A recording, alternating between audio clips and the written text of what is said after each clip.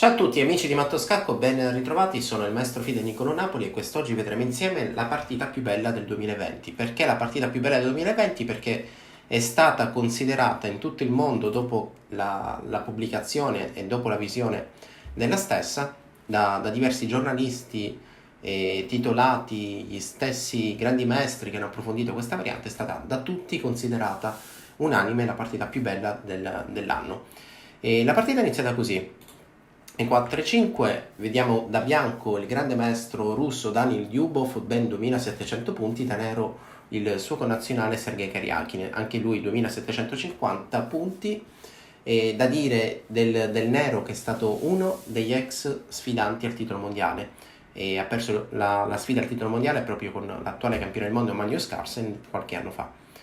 E stiamo parlando dell'ultimo turno del campionato nazionale russo. E per farvi un paragone, uno degli eventi più importanti e più forti al mondo, una sorta di finale di Champions League oppure di partite di NBA, quindi tutti i giocatori titolati che fanno parte di questa competizione sono tra i migliori dello scenario nazionale, ma quasi sempre anche dello scenario europeo e mondiale. La partita è iniziata così, quindi è 4-5, cavallo F3, cavallo C6, alfiere C4, alfiere C5. Qui siamo di fronte a una delle posizioni più comuni che abbiamo nel gioco degli scacchi. Chiunque prende un primo libro di scacchi li legge partita italiana, gioco piano e vede questa posizione. Quindi siamo nella partita italiana, posizione principale. Ovviamente il nero oltre alfiere C5 ha anche un'altra mossa a disposizione come cavallo F6. Cavallo F6 in realtà vi rimanderei un altro video perché questa mossa l'ho trattata già e vi dico soltanto che il bianco, se prova a giocare un tentativo di vittoria immediato come cavallo G5 coordinando i due pezzi contro F7, non lascerà al nero altra possibilità che difendere con D5 per chiudere la diagonale del nostro alfiere. Per molti sembra che dopo la presa cavallo prende, cavallo per F7, re per F7, regina F3 dia un'iniziativa sufficiente al bianco per avere un buon gioco. Questa potrebbe essere la posizione di partenza. Infatti in tanti considerano questa posizione più facile da giocare per il bianco e allora il nero la evita. Come la evita? Perché dopo D5 cavallo A5 è considerata la mossa migliore, più interessante. Seguirà uno scacco, dopo C6 io catturo, lui ricattura, bisogna ricollocare questo alfiere. Dopo tante analisi, tante mosse, alfiere D3 è considerata una delle possibilità principali. È chiaro che questa è una posizione dove già c'è uno squilibrio. Vi consiglio di approfondirla perché l'ho già trattato in un altro video, magari così vi invoglio anche a avere curiosità degli altri video pubblicati. E ritorno alla posizione della partita. Quindi raggiunta questa posizione qui, tra le tante possibilità del bianco abbiamo C3, che è poi la mossa della partita, oppure anche mosse un po' più lente, più tranquille come D3 o eventualmente anche arrocco immediatamente. Dopo C3 cavallo F6 è considerata la mossa migliore, anche perché forza un po' il gioco del bianco. Io sto attaccando immediatamente un pedone centrale, questo pedone dovrà essere difeso, allora io potrei giocare a D3, potrei cercare di creare qualche complicazione anche se poi il nero deciderà se catturare realmente questo pedone al centro, ad esempio arrocco, e dopo cavallo per, tra le tante possibilità. E anche qui vi consiglio di cercare una mia partita perché io da bianco diversi anni fa ho giocato diverse partite con questa sequenza di mosse e alcune di queste sono andate abbastanza bene.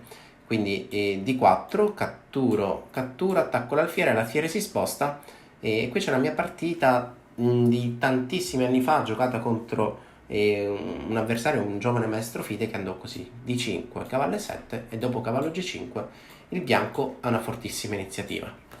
Per i più curiosi vi dico che la partita proseguì così: F6, dopodiché il bianco, quindi io stesso, sacrificai in F6 per aprire questa diagonale e trovarmi in una situazione già molto offensiva in cui il bianco prende l'iniziativa. È vero che ha sacrificato un pezzo, però a gioco corretto, calcolando bene, il bianco questa partita la porta a casa.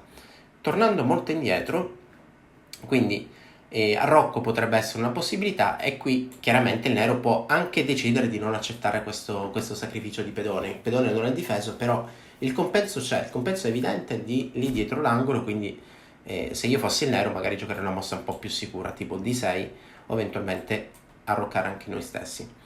La partita è andata così, quindi dopo cavallo F6 il bianco ha giocato l'immediata D4, quindi siamo ancora in piena teoria e questa partita sicuramente fa un po' la storia dell'italiana, perché ha dato modo dopo tantissimo tempo di riproporre una nuova mossa, perché dopo la cattura in D4 io ricatturo col pedone C, e alfiere scacco è considerata la mossa principale. Chiaramente il nostro re bianco è sotto attacco, io mi difendo con l'alfiere, lui cattura, io ricatturo. A questo punto il bianco resta con un centro abbastanza forte, quindi il nero ha bisogno di qualcosa di immediato per contrastare questo centro. D5 è considerata una reazione possibile, è molto importante chiudere la diagonale di questo alfiere. Dopo la cattura riprendo, e questa è una delle posizioni principali, chiaramente anche questa da approfondire e studiare un po' meglio.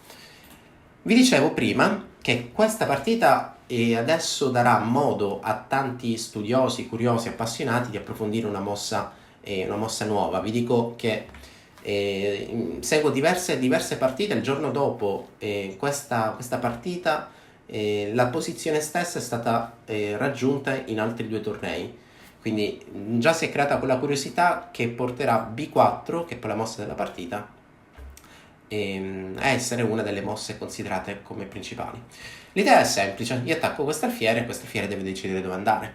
Se andassi in E7, immagino che il bianco, senza farselo chiedere 2 volte, magari inizia a spingere i pedoni e fare indietreggiare i pezzi del nero, quindi in questo caso potrei provare E5.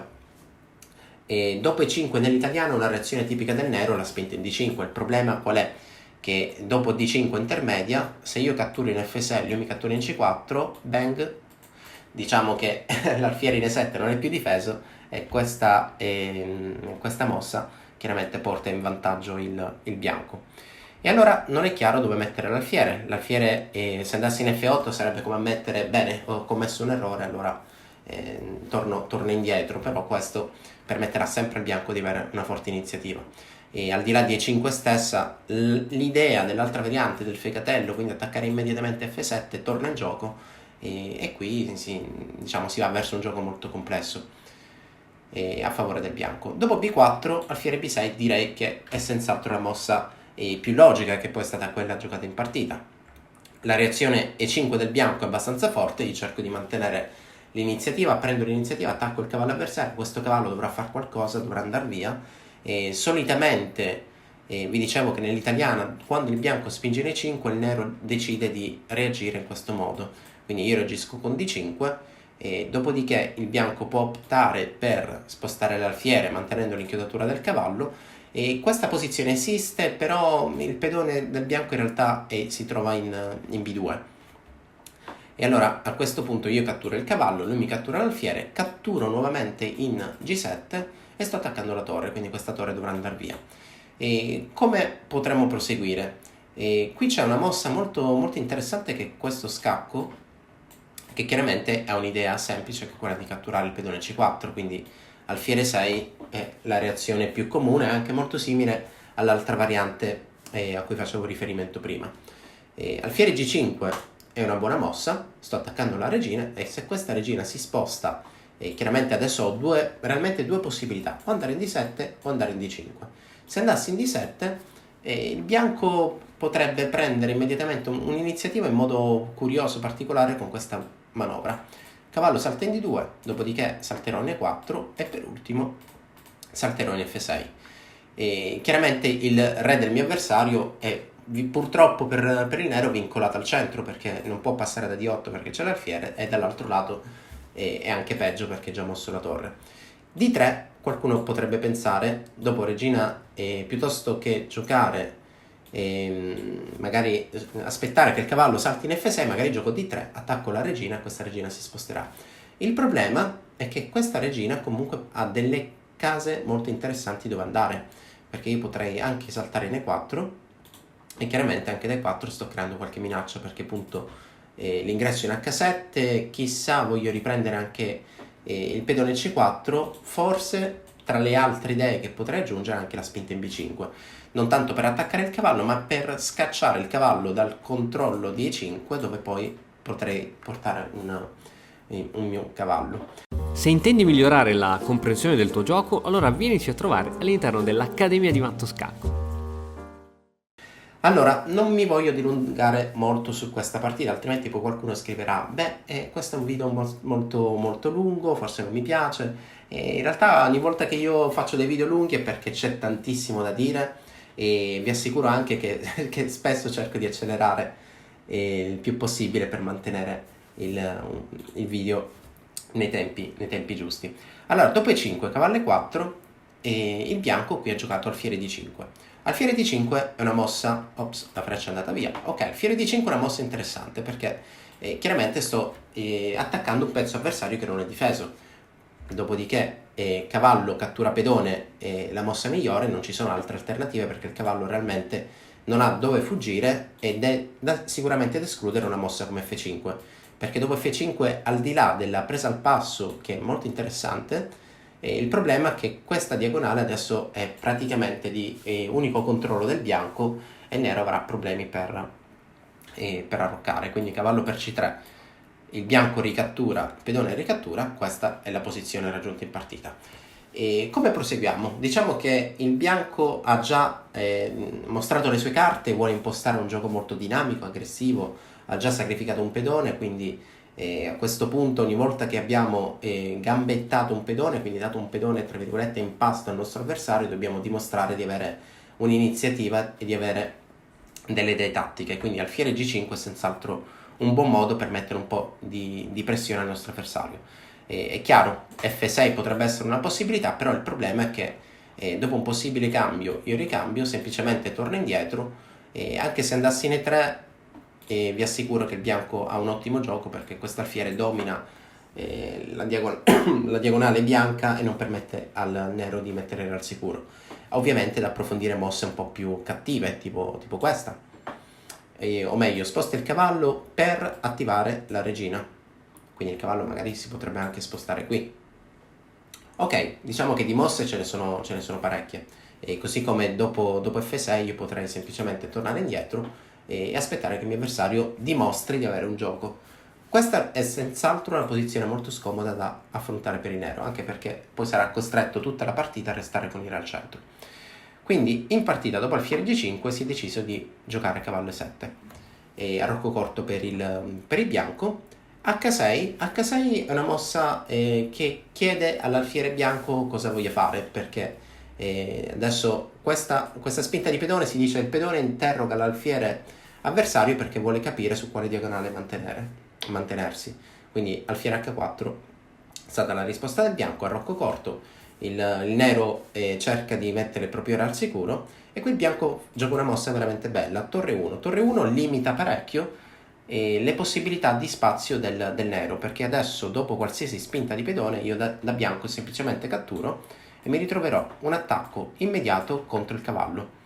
E allora se non posso giocare a D6 vuol dire che l'alfiere in C8 non può essere sviluppato perché questa diagonale è chiusa e dall'altro lato purtroppo ho un alfiere in B6 che impedisce e ostacola la spinta del pedone B. E allora a questo punto bisogna cercare di creare un'altra strategia. Il nero rimuove la regina per provare a giocare a D6, il bianco sposta il proprio alfiere e quindi dopo A5 decide di giocare una mossa fantastica, spettacolare come alfiere F6. Alfiere F6 ha esattamente la stessa idea di prima, quindi giocare in modo dinamico cercando di limitare il più possibile l'avversario. È chiaro, da escludere la cattura immediata perché io riprendo di pedone e la successiva riprenderò il cavallo e sarò in una posizione così comoda, così bella che poi il pedone in E7 attacca la torre avversaria che non potrà essere difesa. Quindi alfiere F6 è diciamo un mezzo sacrificio. Un alfiere in F6 si considera anche una sorta di chiodo. Io metto un pezzo in F6 per fissare la situazione della rocco corto. Quindi l'alfiere in F6 si trova in una posizione ottima e quindi il nero cerca un qualche controgioco, ha bisogno di spazio, quindi gioca A4 per attaccare l'alfiere si sposta e a questo punto muove il cavallo. E il bianco gioca un'altra mossa molto interessante, regina D3. Chiaramente qual è l'idea? L'idea è sfruttare l'inchiodatura del punto F7 per catturare il cavallo in G6, quindi già regina D3 è veramente una mossa che sta creando una minaccia. Se il nero giocasse re H7, qui vi dico che il bianco potrebbe proseguire in più modi, però il modo più forte e anche un po' più irruento è senz'altro questo: giocare il cavallo H4 con l'idea di mantenere sotto pressione il punto G6. È sempre da escludere, questa è una posizione così bella e così comoda, la cattura dell'alfiere, perché quest'alfiere è sempre intoccabile, perché quando il nero cattura io riprendo di pedone, attacco la regina si deve nascondere in D8 dietro i propri pedoni, ma a questo punto le mosse vincenti sono parecchie. Alfiere per F7 è sicuramente una di queste. Il pedone difendeva il cavallo, adesso che il pedone non c'è più, io catturo il cavallo con scacco, poi catturo la torre e chiaramente qui ci sarà matto a seguire. Un'altra mossa vincente, anche questa molto affascinante, è senz'altro torre 7, mantenendo la stessa idea. Anzi, torre 7 vi dico che il cavallo si trova inchiodato lungo la diagonale, ma dato che questo pedone si trova inchiodato lungo la traversa, io da bianco sto minacciando la cattura, ad esempio la cattura immediata del cavallo, e anche qui sicuramente darò matto alla successiva. Quindi questa è una nuova dimostrazione che con l'alfiere in F6 si trova in una posizione fortissima, anche perché al nero manca dello spazio, il nero non è in grado di liberarsi perché ogni volta che muove il pedone D, così come abbiamo detto prima, la cattura è veramente forte. Potrebbe interporre un alfiere in E6, però io catturo quest'alfiere e poi mi resterà l'attacco sul cavallo. Mi viene in mente una continuazione. Forse in questa posizione vi dico che anche D7 è una mossa che merita parecchia attenzione, o forse torre per E6, pedone per, e a questo punto magari D7, la regina si sposta in F7 e poi va bene, magari continueremo. Forse è proprio questa linea, non è proprio la più forte, però è chiaro che qui l'iniziativa del bianco è veramente parecchia, le mosse del nero sono difficili da trovare. In partita è continuata così: D5 la migliore reazione, una reazione immediata, cerco di chiudere la diagonale dell'alfiere e obbligo il mio avversario a fare delle mosse, quindi la cattura, la presa al passo era la mossa che abbiamo considerato, alfiere 6, e a questo punto il bianco ha giocato una mossa spettacolare, infatti anche per questo diciamo ha vinto il titolo, si è guadagnato il titolo di partita più bella in assoluto. Sacrificio di regina. Che succede qui? Perché io sacrifico la regina per un cavallo, lui mi cattura e io catturo l'alfiere.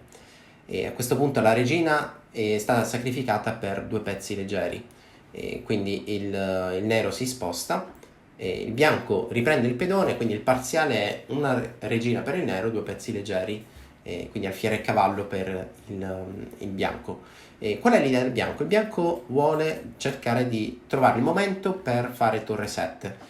Chiaramente adesso non può perché la torre magari si trova indirettamente inchiodata perché l'alfiere non è difeso, e quindi quando il nero si sposta, ricordiamo che quando abbiamo un attacco a raggi X lungo una diagonale non c'è altro modo migliore che spostare il nostro re, quindi dobbiamo toglierci dalle possibili inchiodature, quindi lui si sposta, torre 4 intermedia, la regina è sotto attacco, la regina si sposterà, a questo punto arriva torre 7.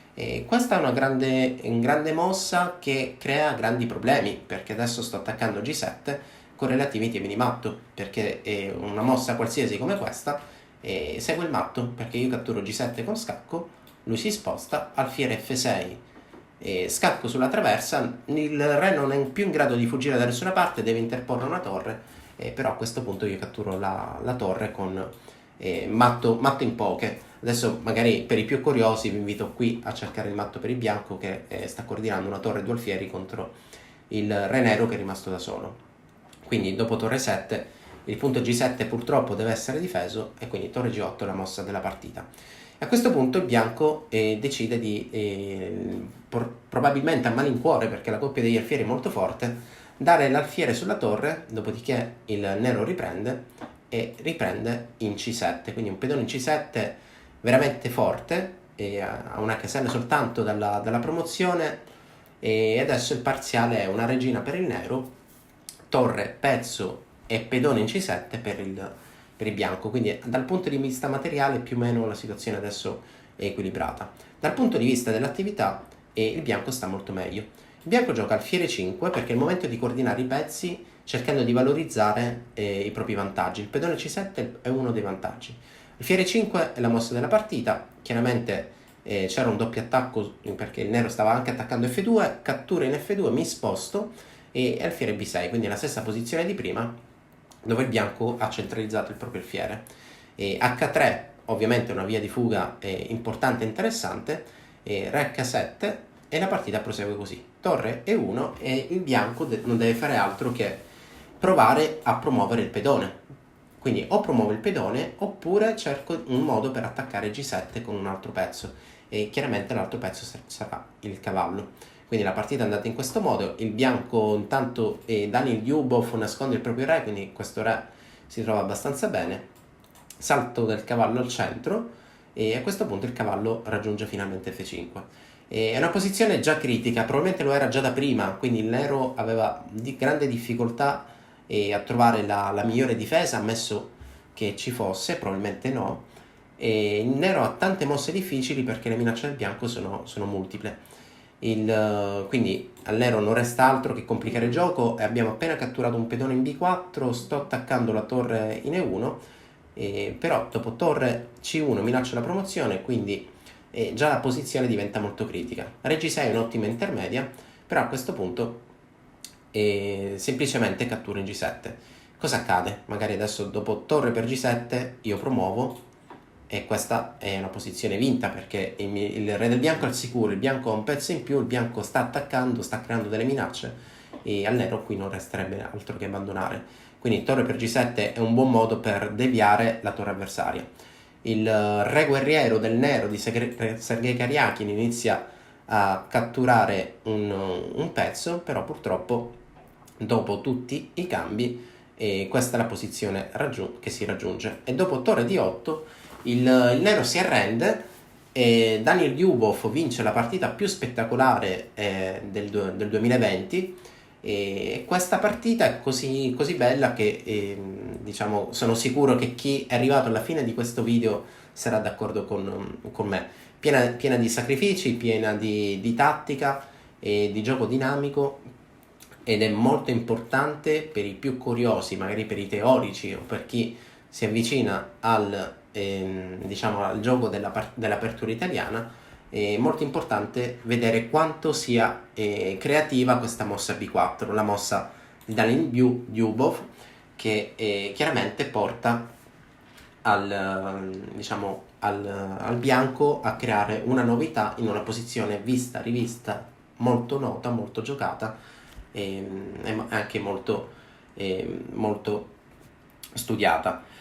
Spero che questo video vi sia piaciuto, se avete dei consigli o delle curiosità scriveteli pure nella chat di YouTube. Questa partita, così come tutte le altre, le trovate ai link qua sotto nella descrizione del video e appuntamenti al prossimo video e a presto. E ora per continuare che cosa posso fare? Beh, innanzitutto ti consiglio di iscriverti al nostro canale in modo tale da non perderti le nuove video lezioni. E poi puoi vedere il video che è stato più cliccato in questa settimana. Ci vediamo, ciao!